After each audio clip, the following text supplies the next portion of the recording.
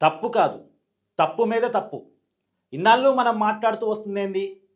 YCP అధికారంలో ఉన్నప్పుడు తిరుమల తిరుపతి దేవస్థానంలో లడ్డూ తయారీలో కల్తీ నెయ్యి వాడారు.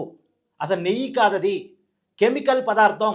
దాన్ని నెయ్యిగా నమ్మించి లడ్డూ తయారీ చేశారు. దాదాపు 68 లక్షల కేజీల నెయ్యి కాని నెయ్యిని రసాయన పదార్థాన్ని కలిపి 20 కోట్ల లడ్డూలు తయారు చేశారు. దాదాపు 250 కోట్ల కుంభకోణం. తిరుమల తిరుపతి దేవస్థానం నిబంధనలు మార్చి పాల సేకరణ కెపాసిటీ లేని బోలేబాబాకు, ఏర్ డైరీకు కాంట్రాక్ట్ ఇచ్చి వాళ్ళ నుంచి ఈ రసాయన పదార్థాన్ని సేకరించి పెద్ద ఎత్తున కుంభకోణానికి పాల్పడ్డారు అనేది ఇప్పటిదాకా మనం వింటున్నాం సిట్ రిపోర్ట్ ప్రకారం.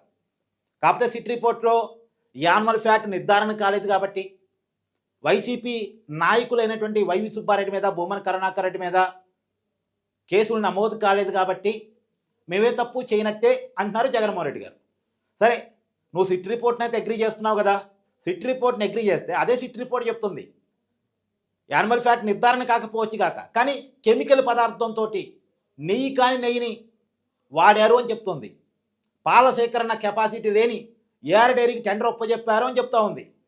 తప్పు జరిగింది, 250 కోట్ల కుంభకోణం జరిగిందని సిట్ రిపోర్ట్ చెప్తా ఉంది. మరి సిట్ రిపోర్ట్ని అగ్రీ చేసినప్పుడు ఈ విషయాన్ని కూడా అగ్రీ చేయాలి కదా.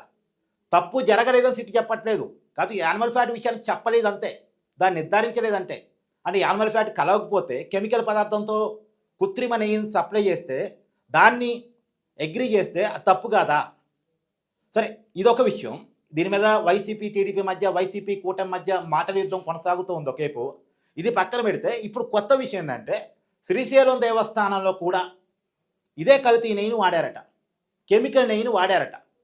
తిరుమలకి ఏ నెయ్యి అయితే సప్లై అయిందో అదే రకమైనటువంటి నెయ్యి శ్రీశైలం దేవస్థానానికి కూడా సప్లై చేశారట. సప్లై చేసింది తిరుపతికి సంబంధించిన రాజేష్ కార్పొరేషన్ అట.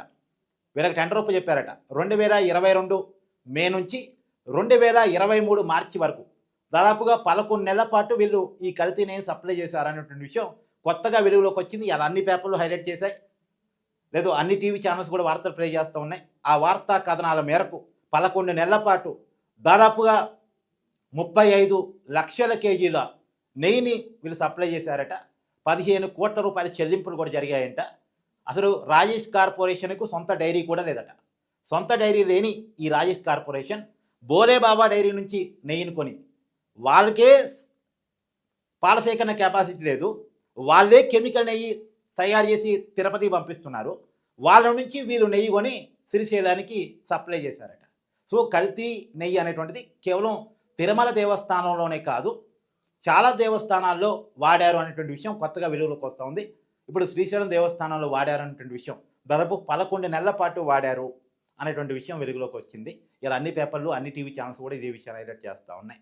మరి ఇక దీన్ని కూడా జగన్మోహన్ రెడ్డి గారు తప్పు కాదంటారా? చూడాలి.